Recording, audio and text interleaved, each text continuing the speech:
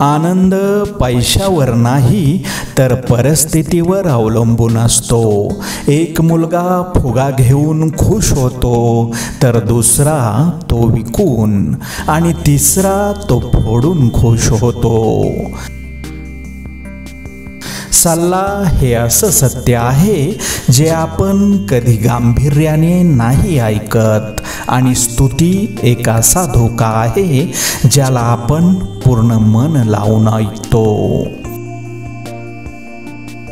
आपुलकीच्या शब्दांनी माणसाच्या मनातील जखम बरी होते.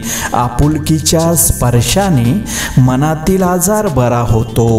आपुलकीच्या सहवासाने मन निरोगी होते, आणि आपुलकीची साथ मिळाली तर माणूस मनाने कधीच आजारी पडत नाही.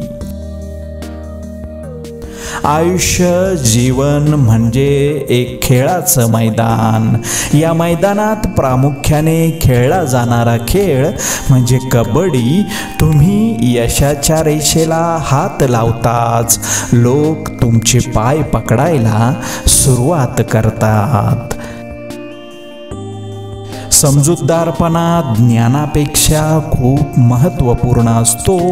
खूप लोक आपल्याला ओळखतात, पण त्यातील मोजकेच लोक आपल्याला समजून घेतात.